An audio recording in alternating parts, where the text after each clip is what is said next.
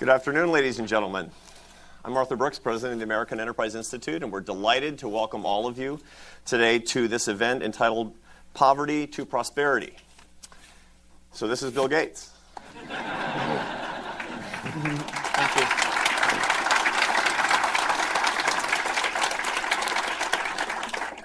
With his wife, Melinda, he's the co-chair and co-founder of America's largest private foundation, the Bill and Melinda Gates Foundation. They work to reduce poverty and expand healthcare overseas and to improve education here in the United States, among other things.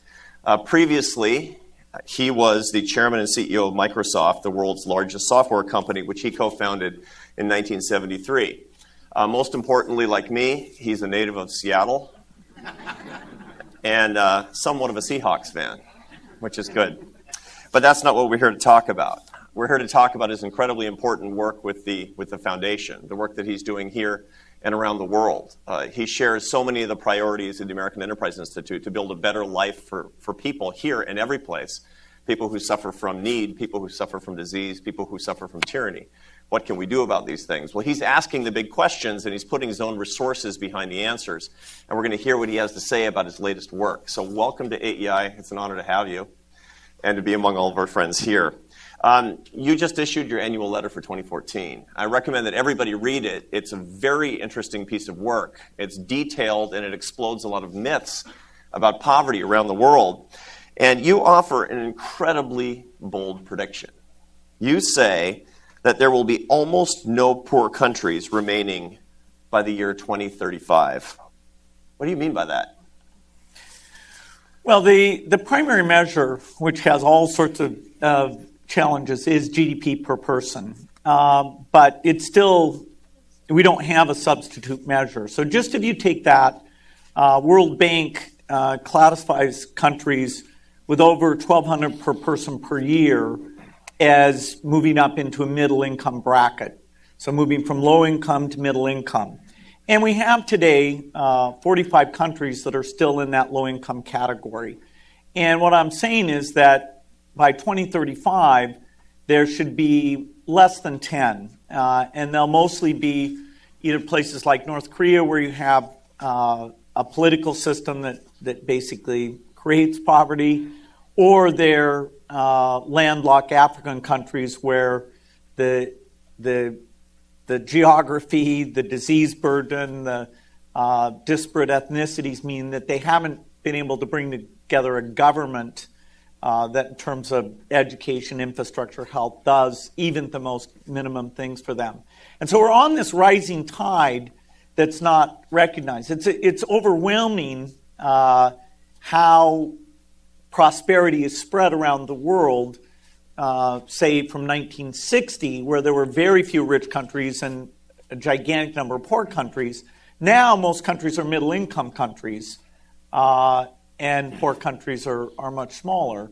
Now, that just saying that they'll all move up past that threshold doesn't mean they won't have poor people within their countries, doesn't say their governance will be fantastic, but it will be a lot better on average than it is today. That's an extraordinary thing. We have a tendency to despair when we look around the world, and we have a tendency to say the world's not getting better because of the way that we see the news, but you're saying that's a myth, right? Yeah, I think that this is a deep problem in perception, is that if you want something to improve, you have a tendency to be bothered by the status quo and to think that it's much worse than it is. And that can be beneficial because you don't like, say, the level of violence in the world, the level of poverty, the level of number of kids dying.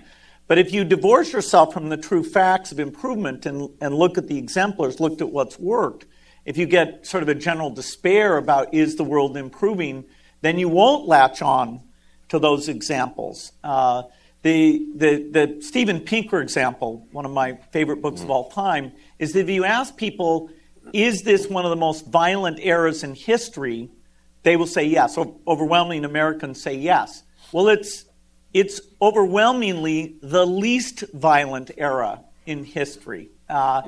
And so what it means is your disgust at violence actually increases, and that's partly why we take steps and why within our own society and the world at large it's come down so dramatically. I love your optimism. And so based on your optimism, given the fact that the world will have only a few poor countries in the year 2035, what's the Gates Foundation going to be doing in 2036? Well, there are a lot of diseases. Over 80% of the difference of why a poor child is 20 times more likely to die than a child in a middle-income country, it's these infectious diseases. It's diarrhea, pneumonia, malaria, and then there's a few adult diseases which are way more prevalent in poor countries, TB, HIV. And we've taken on as a central mission, it's a little bit over half of what we do, is to get rid of those diseases. And so that'll remain our priority until we're basically done with those. And those are tough enough that I'd expect it'll take us 30 to 40 years to really be done with those. And then we will have a crisis because we will have the problem of success. And we'll have to say, okay, what is the health inequity between well-off countries and poor countries? Is it, obesity, heart disease, what interventions? And even before 30 years go up, we'll start to think about this. But right now, we're sort of maniacally focused in our health on those poor world conditions because we see that between research and getting things like vaccines and drugs out there, we can basically save a life for about $2,000. So everything we do should be benchmarked. If it's not that effective, then we shouldn't do it. So we're pretty specialized in making breakthroughs in those areas. You've been involved in projects all over the place, from eradicating polio outside the United States to improving schools in cities and in even rural areas around the United States. What do you consider at this point, given all of the resources that you put into these important projects, to be your most important victory or your area of greatest success? And what did you learn from it? Well, we've had the most success in global health. There's over 6 million people alive today that wouldn't be alive if it wasn't for the vaccine coverage and new vaccine delivery that we've funded. And so it's very measurable stuff. And in fact, if you applied a very tough lens to our work, you can almost say, okay, why are you even involved in U.S. education? Well, we have a reason that you could say is not all that numerical, which is that the success that I had, that Melinda had, came from the U.S. education system. It came from the U.S. system of encouraging innovation and business and protecting intellectual property. And so we feel like we need to take what we think is the greatest cause of inequity, the greatest challenge to America's continued leadership and innovation, which is the failures of the education system, that we need to be dedicated to that, even though the risk that we might not have a dramatic impact is much higher in that work than it is in any of our health or agricultural or sanitation or financial service work, which focuses on the poor countries. We feel that it's critical that America can get improve education, but that's very hard work. And over the last 20 years, where government spending in this area and philanthropic spending, all it's a tiny percentage, has gone up dramatically, the provable achievement in terms of reading ability, math ability, dropout rates, kids graduating from college, there's been hardly any improvement at all, despite massive resource increases that have gone into the area. So it's critical, but it's not easy, and there's no proof that it's necessarily going to be dramatically better 10 or 20 years from now. So let me ask you about that intransigent set of problems that we have in U.S. education. And I understand that there's certain problems that you can eradicate the guinea worm. You can't necessarily eradicate ignorance. Just as here at AEI we're trying to improve the free enterprise system, that doesn't mean we'll be done at some point. I mean, that's just the nature of social enterprise, as I understand. Here in Washington, D.C., we talk about public education all the time. This is the capital of the free world. We should have the best education system, and it should be an exemplar to the whole world. I think we should agree. We're pumping more than $18,000 per kid per year into the system, and 15% of 8th graders read at a nationally acceptable standard. So what do we do? Well, it is phenomenal, the variance in how much is spent per student. Utah's below $6,000 per student per year. A lot of states are in the $7,500 per student per year. You've got some that spend more than D.C. New Jersey would spend a fair bit more. The Northeast as a whole is where the biggest spending takes place. And yet there is no correlation between the amount spent and the excellence that comes out. Yes, Massachusetts is good, but if you take the high spending states as a whole, then you get Pennsylvania, New Jersey, Washington, D.C. mixed into that, and it doesn't look like there's any correlation. So it's a very strange system. Washington, D.C. on a relative basis actually has improved a fair bit over the last 3 or 4 years. A combination of improved personnel policies, shutting some schools, letting the charter schools take a somewhat higher share of the cohort. It's about the 4th largest of all the districts in the nation, New Orleans being number 1 in terms of the percentage of kids who go to charter schools. And the charter schools here on average quite good. So there are some things that have gone well, but it's still an abysmal system. And the fact that there isn't more of a consensus on what should we be doing to the personnel system and using innovation to say be almost as good as the countries in Asia, it's got to be a concern both from an equity point of view and from an overall country competitiveness point of view. So if spending more money is not the answer, I mean, it would be great if it were, because as a rich country we could do that, but there are innovation, ideas about choice, charters, et cetera. If it's the disruptive innovations that's going to make it happen, how do we inject those ideas more systematically into public bureaucracies?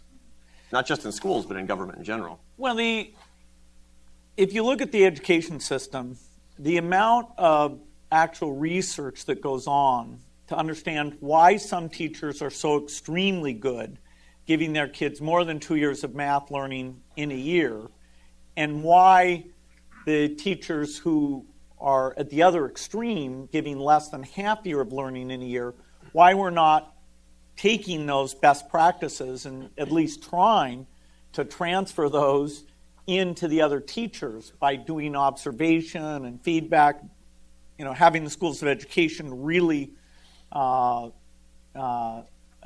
for high quality teaching. It's not a personnel system that right now is focused on teacher improvement. Teachers get almost no feedback. They get almost no sense of, okay, I'm good at this and I should share that with other people. I'm not very good at this and therefore I should learn from other people. It's very different than most other so-called professions. And at the same time, technology is coming along that in terms of taking classroom video and sharing it, have people comment on it, delivering personalized learning to your kids so that you can assess where each of them are and tune the lessons according to what they're having a challenge with. The opportunity is there, and that's what our foundation invests in. It invests in studying the very, very good teachers. We took 20,000 hours of video and looked at various measures. What were they doing differently? And we've created a lot of model districts where there are so-called peer evaluators who are in the classroom observing, giving feedback. And it looks like the results on that are very good. And so there are points of light that if we could get it adopted permanently and scale it up, it would start to move the dropout rate and the math and reading achievement. As you say, it's tough, though, because when we invent a malaria vaccine, no school board gets to vote to uninvent it. Whereas, if you make an advance in a personnel system, Senator Alexander, when he was governor of Tennessee in the 1980s, did a pretty good system where people got feedback and evaluation, and it looked like it was starting to work pretty well, and yet it disappeared. The malaria virus is not unionized, and Excuse me, I'm sorry, that's Well- not, please. Yeah, okay, I certainly agree that there are various groups that can stand for the status quo. When you want to come in and change things, they're worried not as much for the students, but for the teachers. So they can defend the status quo. But if it was the case in America that the less unionized places were like Singapore, and the more unionized places were poor, and if you had some direct thing, and you said, okay, well, here it is, and now we can explain it, that would be one thing. That is not true. Our education is very poor across the entire country, and it does not correlate to unionization. Massachusetts, pretty heavily unionized. They do relatively better. Some other places not unionized, like, actually on an absolute scale, okay, take Arizona. It isn't. There is no single factor you can say that in the 50 states, when that's been removed, financial constraints, union constraints, that something like Asia is taking place. Mm-hmm. Let's go back outside the United States just for a minute again. You wrote in your letter that there's a lot of misunderstanding about U.S. foreign aid. Now, if you read what people are writing about aid, there are a lot of critics who think it's just hopelessly ineffective. Some think it's actually positively destructive. What's the misunderstanding about foreign aid from your point of view? Well, whenever we give foreign aid, you have to, for any particular grant, say what your goal is for that grant. If your goal is famine relief, then you should measure the grant by whether people didn't starve to death. You shouldn't go in and say, okay, did the GDP go up? If you're trying to have a political friend, like you want Egypt to sign a treaty and be a friend, and that is your goal, then you just, and you're not measuring the dollars according to human development, then don't come back later and say, oh, their GDP didn't go up or you didn't achieve human development. So a lot of foreign aid, things are labeled foreign aid. To take an extreme case like sending money to Mobutu when he was the dictator of Zaire, it was labeled foreign aid, but it was just kind of a joke that, people act like, oh yeah, well that's going to help the people in that country. Well, ha ha ha. Now, because you don't have that Cold War imperative, a lot of the aid is actually trying to uplift the health or agriculture, get these countries to self-sufficiency. And so the aid community does a lot more measurement, we've learned.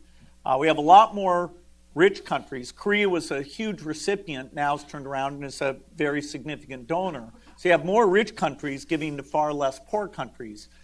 China, Brazil, Mexico, Thailand, were aid recipients in varying degrees. Now they're no longer aid recipients. India, the aid it needs is very targeted, very small part of its GDP. Within 10, 15 years, they won't need to be an aid recipient. So this is a field that makes advances.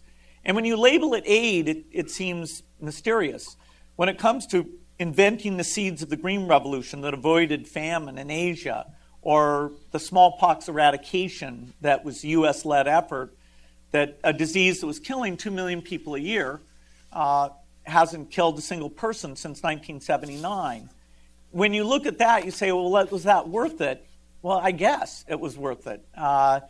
There are so-called global public goods, creating seeds, medicines, which are often vaccines, for these infectious diseases, that the normal market mechanism does not work. That is, it is not rational for a profit-seeking company to do a malaria vaccine, because there is, even though it kills 1 million children a year, the parents of those children don't have enough money to justify the research. And so it's a market failure. Now, markets are extremely good. They work, they're the best mechanism we have. The more you can use them, whenever you can use them, that is, that's one of the key mechanisms, along with science and government, that have led us to be so much better off than we were hundreds of years ago. But for the diseases that we work on, the R&D would not show up except for government aid and philanthropy. Well, so your philanthropy is working alongside government aid, to be sure, and you showed that in your letter, and we've known that for a long time. But there are a lot of people who believe very strongly that the presence of philanthropy like yours is evidence that the government simply isn't doing enough to help people. And I'm going to quote Ralph Nader, who once said that a society... What's that? It's not a laugh line, you people. It's sort of a rowdy crowd here. Ralph Nader once said, a society that has more justice is a society that needs less charity. What do you say to that? You don't want to depend on charity for justice. Charity is small. I mean, you've got the private sector is like 90%, and government's like 9%, and philanthropy is less than 1%. There are things in terms of trying out social programs in innovative ways that government is just, because of the way the job incentives work, they're not going to try out new designs like philanthropy can. And they're not going to have volunteer hours coming in to leverage their resources like philanthropy can. So philanthropy plays a unique role. It is not a substitute for government at all. When you want to give every child in America a good education or make sure they're not starving, that's got to be government, because philanthropy isn't there day in and day out serving the entire population. It's just not of the scale or the design to do that. It's there to try out things, including funding disease research or academic studies to see if something's more effective. And so I'd agree with that Nader quote. If you want broad justice, you better be doing that through government mechanisms. Does that mean that we need less charity, however, if we have enough justice? Well, I guess if you have a perfection, then you don't need charity anymore. The charity plays a huge role in America. Our universities, one of the reasons that they are world class is because there's a tendency of the graduates who do well to give back to those universities. And that is the envy of the world. Every other country is trying to think, okay, how do they get this magic cycle going where they create successful people in their universities and then they help make those universities be a lot stronger. In terms of various scientific ideas, Hughes Medical Foundation, there's just a whole ton of things. Rockefeller Foundation, if you go back in time, they invented things that the government research projects were not moving into those areas, not doing that work. The March of Dimes invented the polio vaccine, the thing that we're using to go out and eradicate, make it the second disease after smallpox that gets eradicated. This is the oral polio vaccine. That's 10 doses, and this thing costs $1.30, so 13 cents per kid. That was philanthropic money, March of Dimes money, that caused both its predecessor called IPV, which was the Salk shot. This is the Sabin oral. They created those things. So philanthropy has, some amazing hits to go along with lots of money that was probably wasted. Now, there's a related question to my last one, which is the number of people who talk about charity and free enterprise as if they were in conflict. They believe that capitalism, that people who trust capitalism because they don't believe charity is a good solution to problems, et cetera. In other words, there's an antagonism between markets and non-market mechanisms that are philanthropic. How do you square those? I think I understand, but I'd like to hear your thoughts on that as well, given the fact that you've been involved in one of the most important capitalistic endeavors in the history of our economy, as well as the biggest foundation in our country.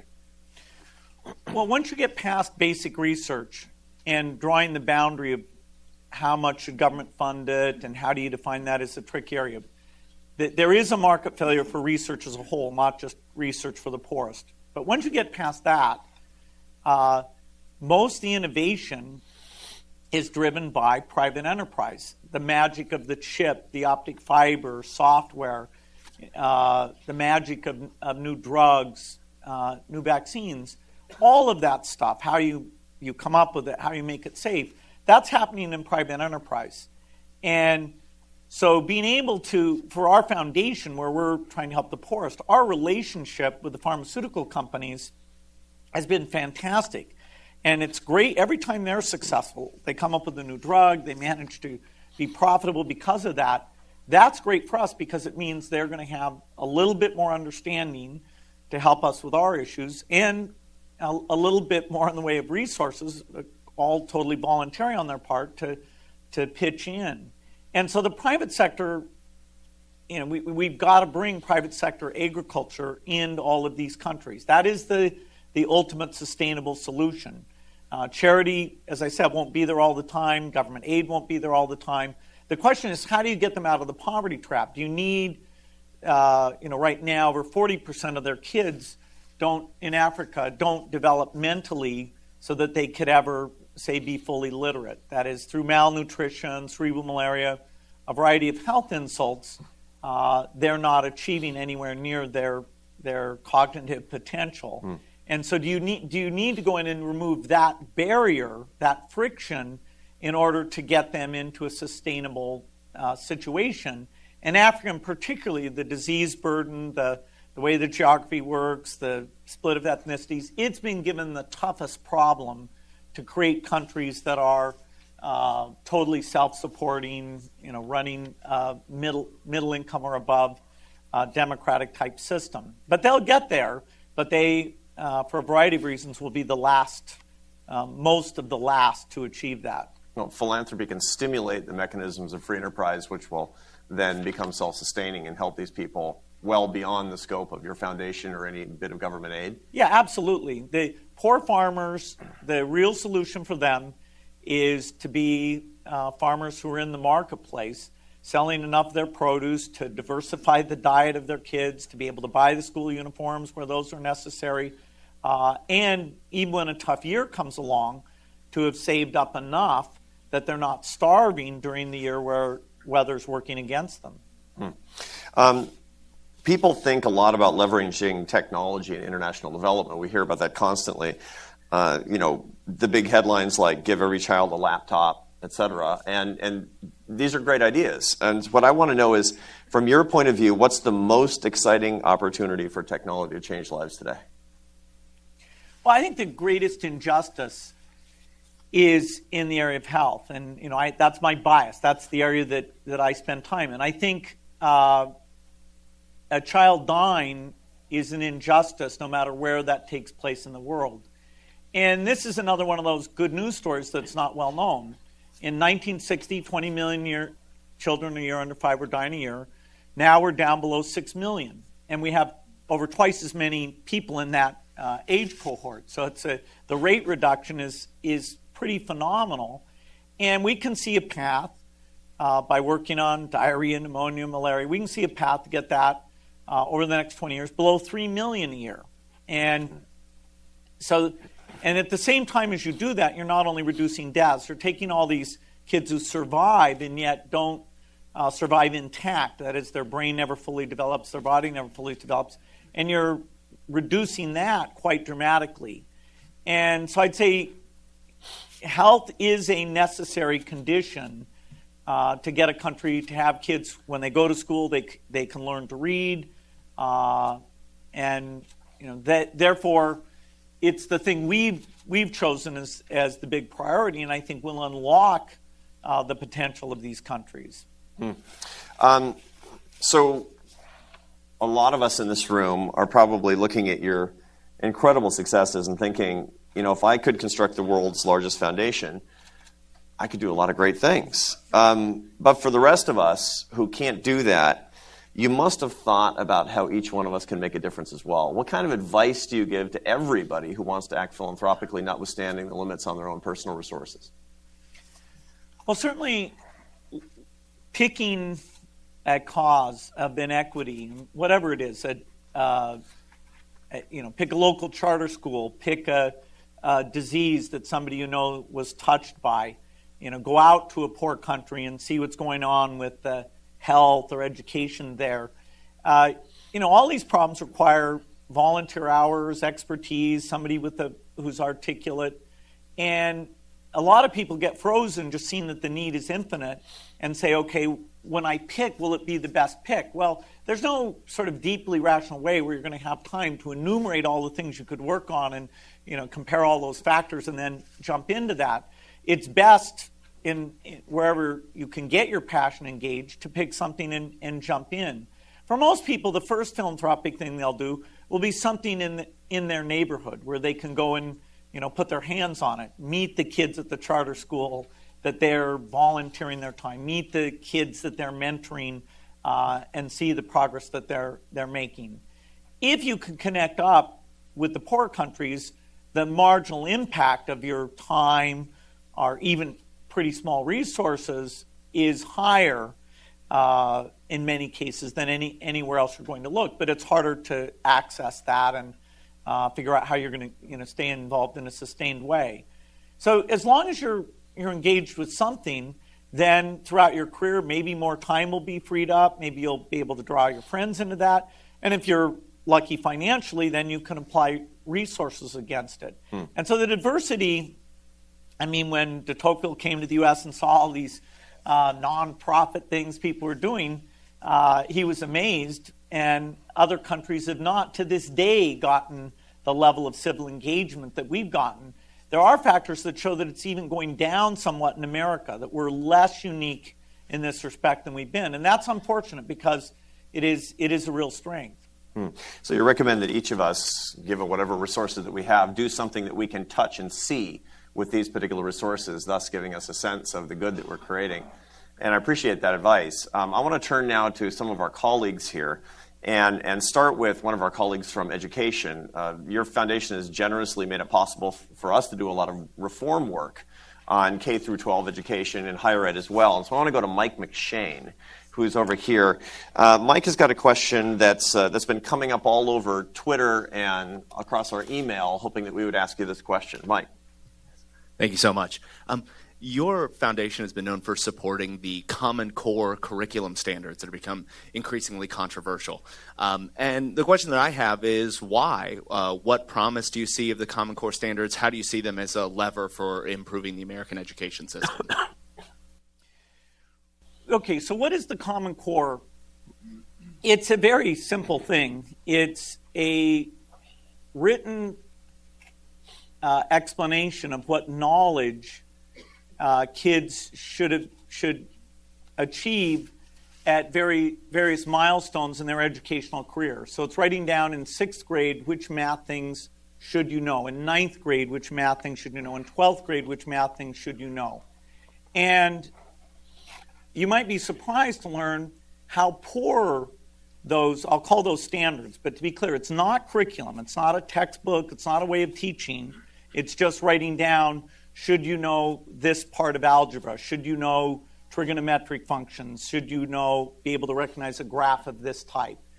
And doing that very well is hard because there's certain dependencies. If you teach it in the wrong order, if you try and teach too much at once, too much too early, which the U.S. was doing a lot of that, it can be very, very poor. And if you compare, we had 50 of these things, and there was quite a bit of divergence. Some states had trigonometry, some didn't. Some had pie charts, some didn't. And so ironically, what had happened was the textbook companies had gone in and told the committees that make these things up that they should add things over time. And so we had math textbooks over double the size of any of the Asian countries. And we had the ordering in almost every one of our 50, which is strange. You'd think if you had 50, one of them would randomly be really, really well ordered. Yeah. Some were more ambitious than others. So for example, being high, that is having the 12th grade expectation be high, there were a few like Massachusetts were quite good in that respect. And so when kids from Massachusetts take international tests or SAT, anything, they do better, better than the rest of the country. And so often when you see those country rankings, they'll take Massachusetts and show you where it would be if it was a separate country. And it's way past the U.S. that now is virtually at the bottom of any of the well-off countries, with the Asian countries totally dominating the top 6 slots now. Finland had a brief period where they were up high, and now they're not even the European leader anymore.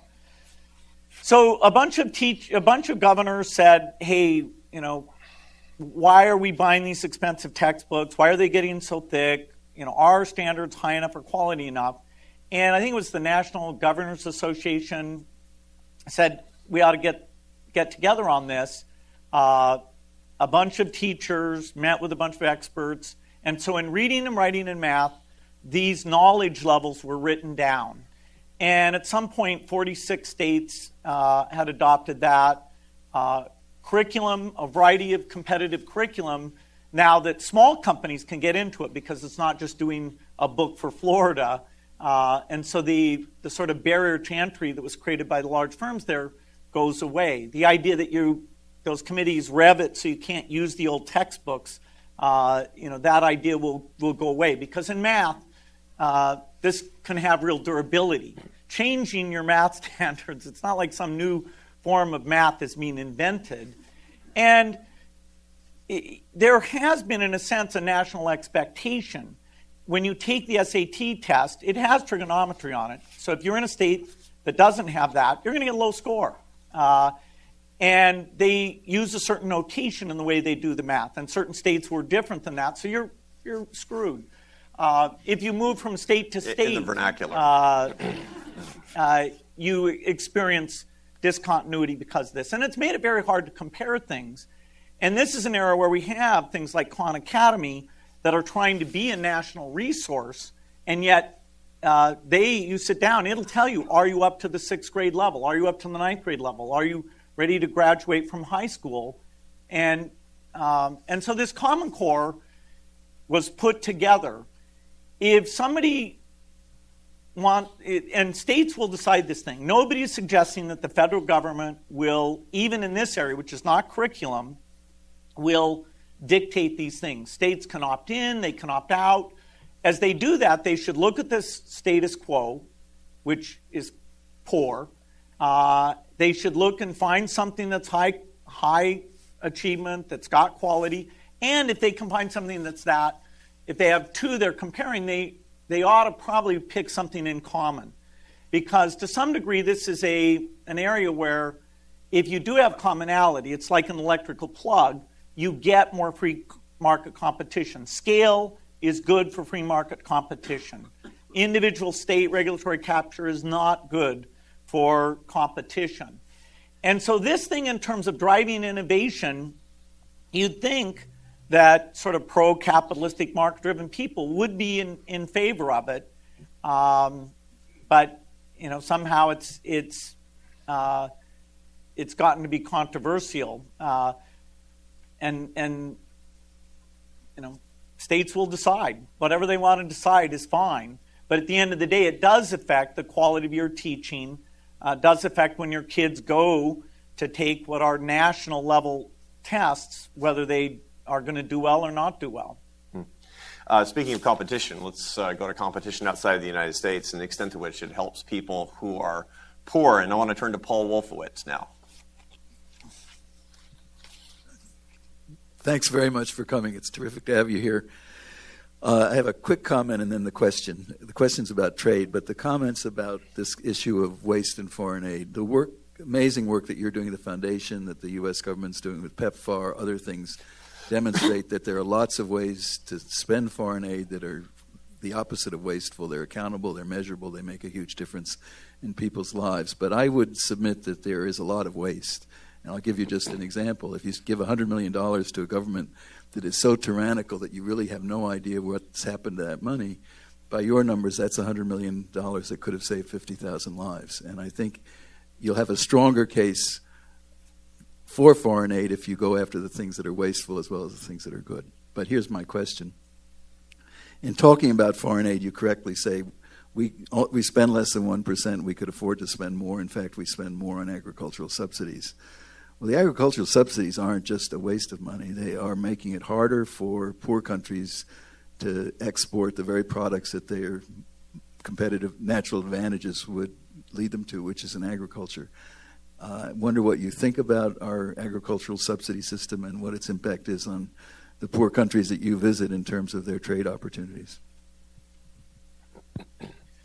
Well, we certainly distorted the market in agricultural prices. There's some cases where it's fairly extreme, like sugar, and there's some cases where it's more modest, like the big cereal crops. Africa, there's a few things like cotton, horticulture, where you can make a clear case that the sort of dumping out of the rich countries because of strange subsidies actually is affecting their income. They're not yet as competitive in the big value crops as they need to be. So we have a lot of work to do in Africa. Africa right now can barely feed itself. So the huge rise in productivity, it's called the Green Revolution, that was more than a factor of 2 increase in Asian cereal crops. That never happened in Africa because it has unique ecosystems. So even maize and wheat in Africa is very low productivity. That's very fixable, both with conventional breeding and with GMO-type breeding to give much, much better seeds. And so the effect of trade barriers, once we fix African agriculture, the impact of trade barriers, then the numbers will get very, very large. And it's just too bad that both Europe and the U.S. and Japan compete to distort those markets, and it doesn't look like there's going to be any change in that. Now it's called mispriced insurance instead of price supports, but it's still money, and as you say, it reduces some level of efficiency in terms of who should be providing which products. One of the most striking statistics that I've seen as an economist comes from a Catalan economist named Xavier Saleh Martin at Columbia University, who notes that since you and I were kids, the percentage of the world's population living on $1 a day or less has declined by 80%. Just amazing. This question is related to that, and it comes from our economist Michael Strain, who says that the spread of free enterprise has dramatically reduced the share of the world living on $1 a day or less, this standard that we've had since we were kids. Is that the right standard? You're looking at 2035 to wipe out at least average poverty across all but maybe 10 countries in the world. What should the standard be? What kind of measurements are you using, and how should we be thinking about it to update those measures? Well, any single measure isn't going to capture what needs to go on. The extreme poverty line now is $1.25 a day, and the poverty line is $2 a day. And you can certainly argue that they should be a bit higher than that. Also, the way that GDP is measured in poor countries is extremely random. Well, not random. It's inaccurate. The error bars are gigantic. There's a book by Jervitz called Bad Numbers that just talks about, for example, for a subsistence farmer, what are you putting into that GDP number? You don't have some market transaction. And there's a book by Charles Kinney, the Getting Better book, that talks about the fact that GDP misses a lot of things. If something comes in like a measles vaccine or increased literacy, that improvement in the human condition doesn't necessarily show up in GDP at all. In fact, there were radical advances in health and literacy in Africa during a 30-year period that its GDP per person moved not at all, zero. And so you want to put into a human development index, you want to put in GDP, you want to put in some health, maybe under 5 mortality, maternal mortality. You'd like to put in something about education, something about freedom. And people like Mo Ibrahim have a variety of, in his case, mostly governance measures that I think are throwing light on these things. There's still some work to be done to capture this. GDP, if you have to pick one single thing, I'd still say it is the measure. Even within rich countries, you do have relative poverty.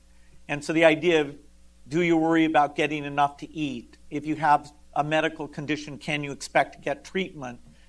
There are things like that that even if the economics kind of look okay, then you shouldn't be satisfied.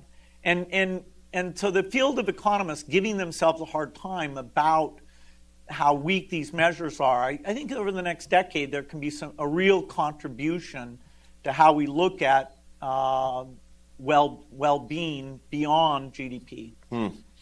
Let's talk about poverty right here in the United States a little bit more, and I want to turn to my colleague Robert Doar. Thank you very much for coming, and thank you for all that you do for people around the world. Poverty in the United States is often related to employment, and economic growth. And I wanted to test your optimism a little bit and ask whether you thought we could get back to a 4% annual GDP growth in the United States, and if so, how? What would be the key things to make that happen? Yeah,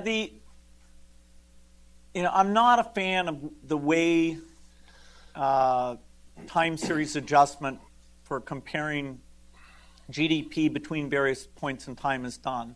I think it meaningfully understates the rate of progress. If you take, say, how you get news, your ability to get news. Well, as far as the GDP is concerned, the news business is down. It's employing less people. It's gathering less money.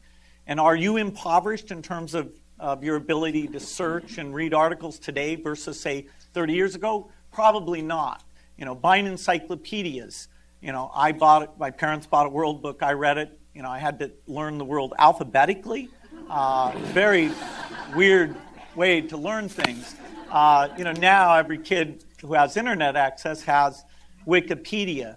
And so whether it's in the area of technology or medicine or various things, there's a lot of a qualitative nature that's not captured in those things. So whether the gross number goes up or not, the rate of improvement in livelihoods, I think will be very rapid in the future. I do think tax structures will have to move away from taxing payroll because society has a desire to have employment. Of all the inputs, wood, coal, plastic, cement, there's one that plays a special purpose, which is labor. And the fact that we've been able to tax labor as opposed to capital or consumption, just shows that demand for labor was good relative to other things. Well, technology in general will make capital more attractive than labor over time. Software substitution, whether it's for drivers or waiters or nurses or even, whatever you do. That's right. We wonder that too. It's progressing. And that's going to force us to rethink how these tax structures work in order to maximize employment, given that, capitalism in general over time will create more inequality, and technology over time will reduce demand for jobs, particularly at the lower end of the skill set. And so, we have to adjust, and these things are coming fast. 20 years from now, labor demand for lots of skill sets will be substantially lower, and I don't think people have that in their mental model. So aligning the incentives in our economy to move away from taxing labor and moving to something like a progressive consumption tax is just a smart thing to do to stimulate, to have an economy that's better aligned? Well, I think economists would have said that a progressive consumption tax is a better construct, at any point in history. What I'm saying is that it's even more important as we go forward because the distortion of, I want to distort in the favor of labor. And so not only will we not tax labor, things like earned income tax credit, when people say we should raise the minimum wage, I think, boy, I know some economists disagree, but I think, boy, I worry about what that does to job creation. The idea that through the earned income tax credit you would end up with a certain minimum wage that you'd receive, I understand better than potentially damping demand in the part of the labor spectrum that I'm most worried about. So something like a guaranteed minimum income for people who are working full-time through an expansion of the EITC or a wage subsidy seems like the right way to go. Yeah, one of my favorite AEI papers, I didn't get time to look it up last night. He's going to give us his top 10 list here. No, is the looking at consumption instead of income. Because income's complicated. If I'm a student who's making no income, but I'm investing in my capabilities, okay, my income looks funny. If I'm a trader who had a bad year, my income looks funny. Consumption really is what you care about. So when people say, hey, Mr. Gates, you should feel guilty because you have so much money, well, it's not that I have money, it's my consumption I should, if I'm supposed to feel guilty, it's my consumption. The part that is going to philanthropy really is, in a sense, in the pocketbooks of the poorest, assuming that we're smart about getting it to benefit them. And the idea that consumption should be progressively taxed, I think that makes a lot of sense.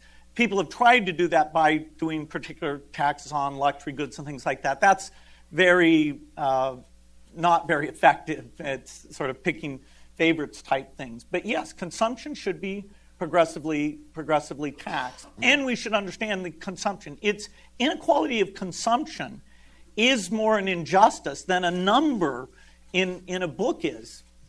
So inequality of consumption is the real inequality we should be worried about. I suppose you would also say that inequality of opportunity is that which is the greatest affront to dignity.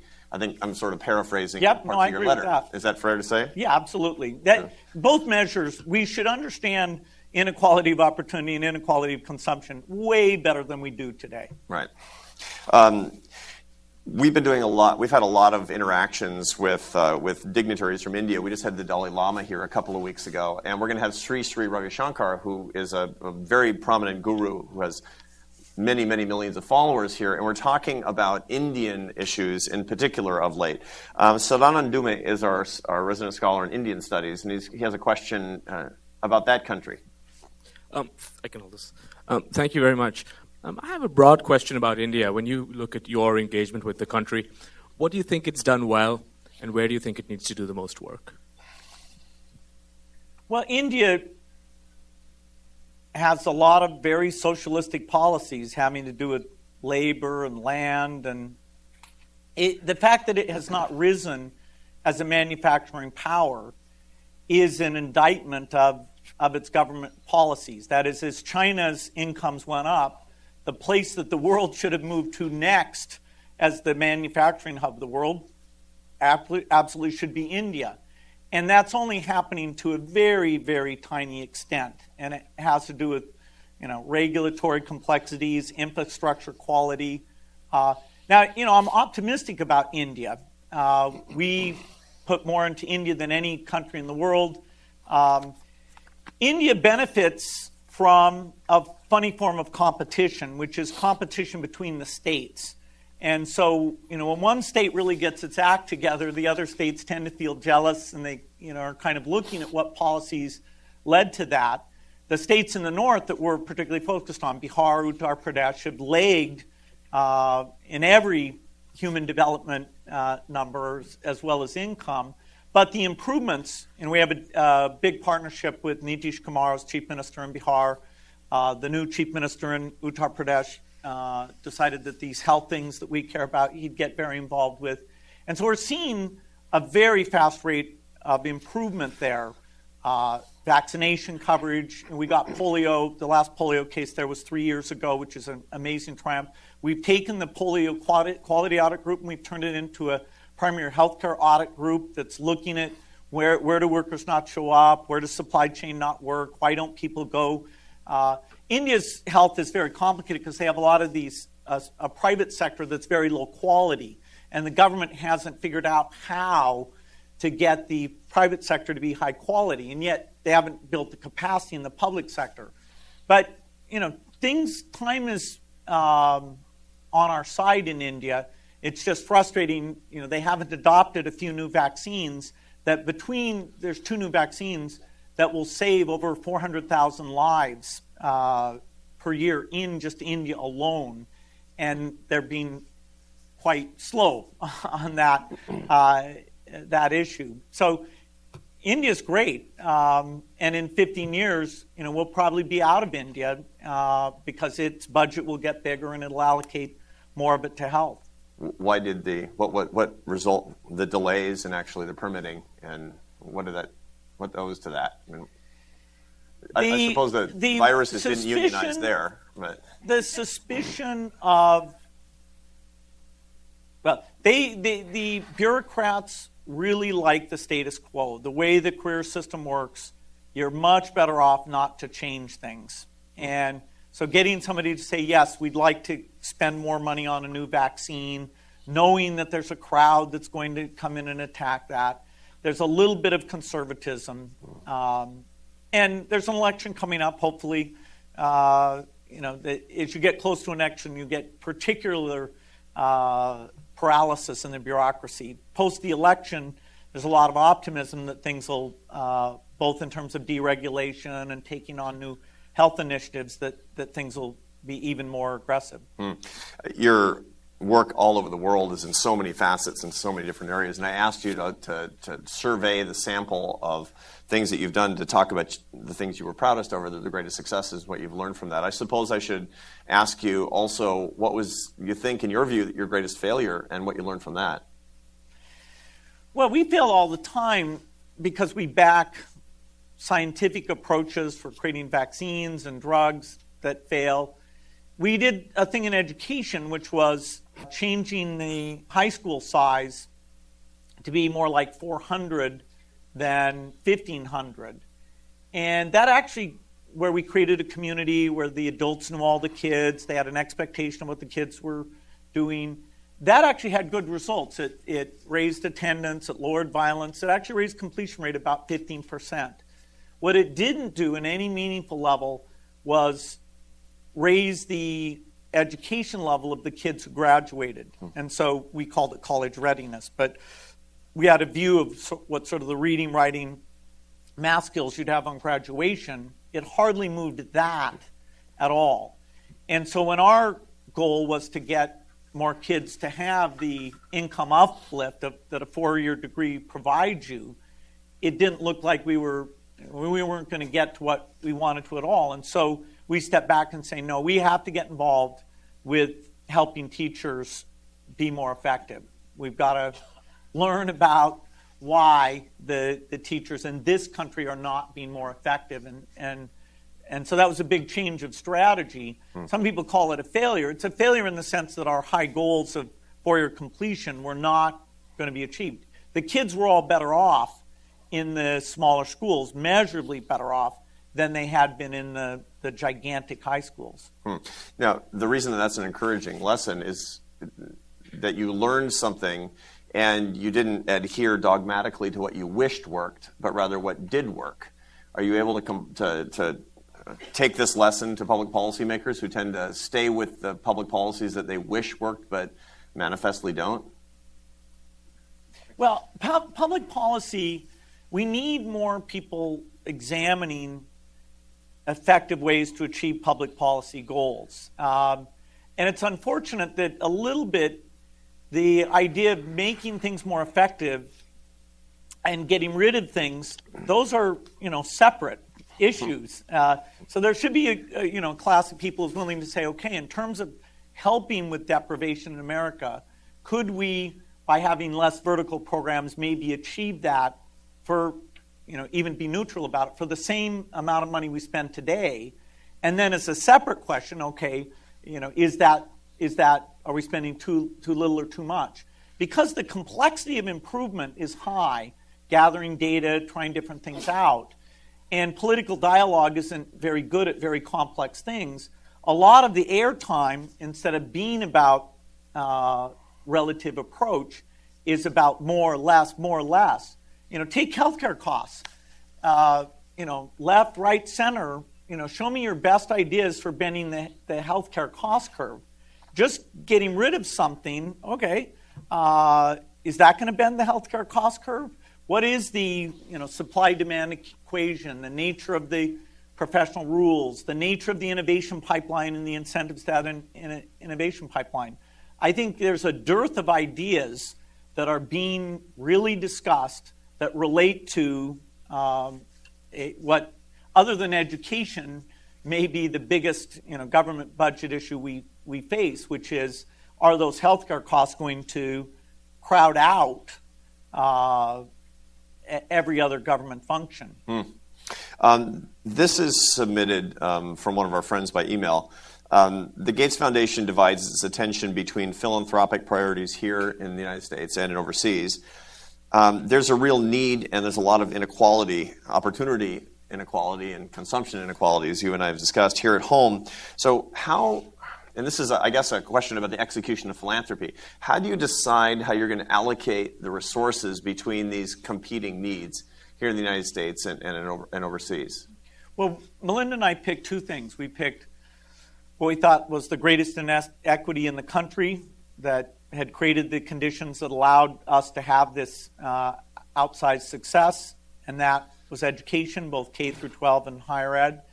And then we decided what's the greatest inequity globally, and there we started, and the core work is around global health, and that's expanded a bit. Now it's got sanitation, agriculture, financial services, 3 or 4 additional things that are there to help uplift the poor.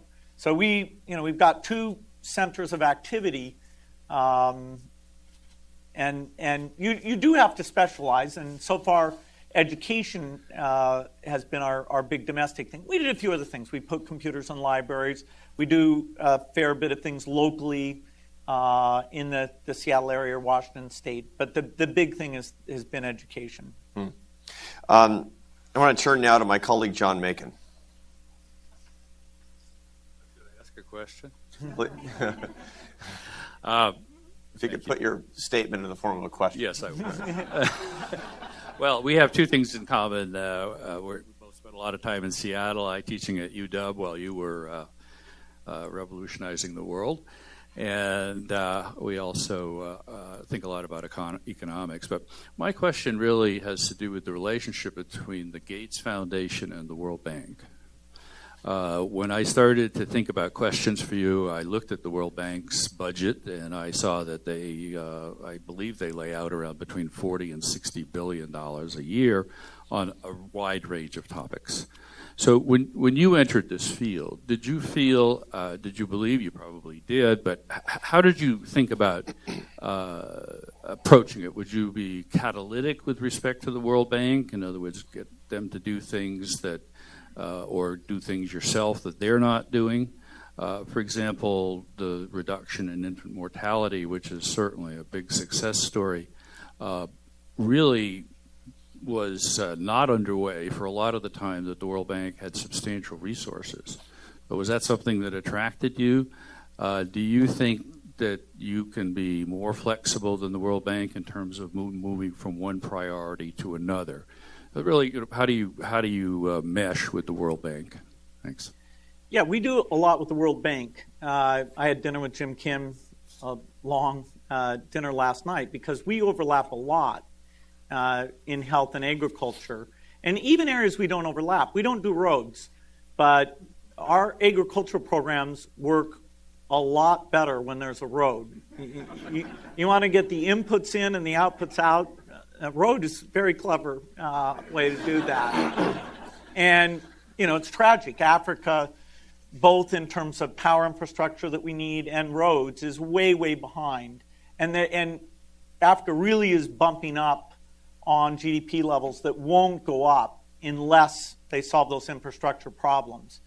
They've got to solve the health problems. They've got to solve agricultural productivity. Unfortunately, economic advance requires a lot of ends, a lot of things that come together, including education and governance as well.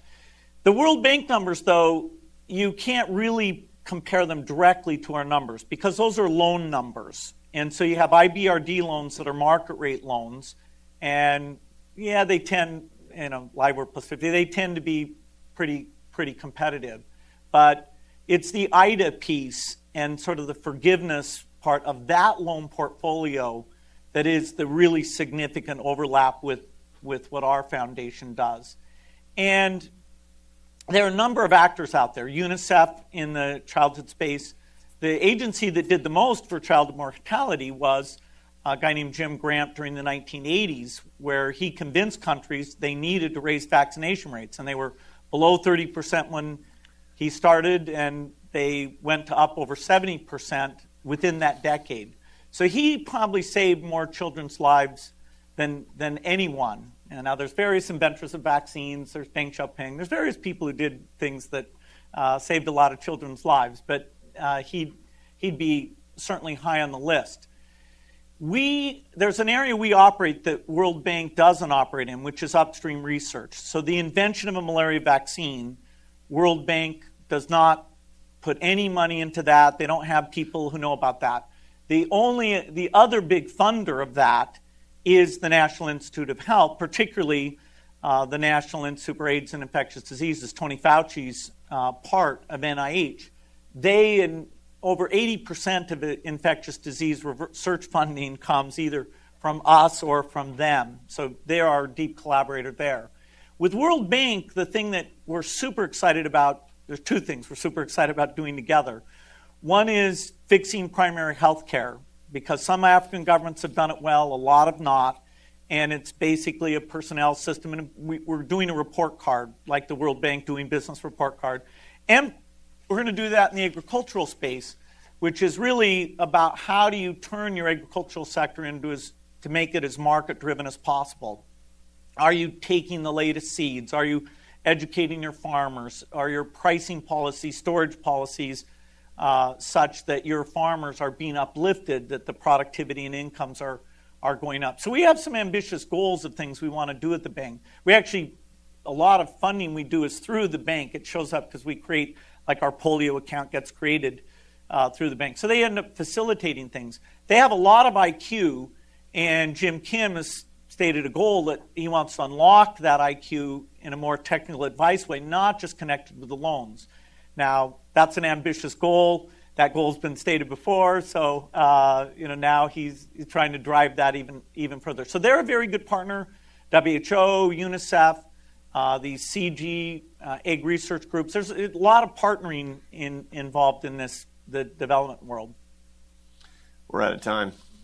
Before we finish, I just want to say it's an honor on behalf of all of my colleagues at AEI to share an objective of a better world, particularly on behalf of those who can't fight for it themselves and that aren't here represented today, but we are their intellectual and action representatives. What you're doing is truly important. We endorse it, and we appreciate it very much.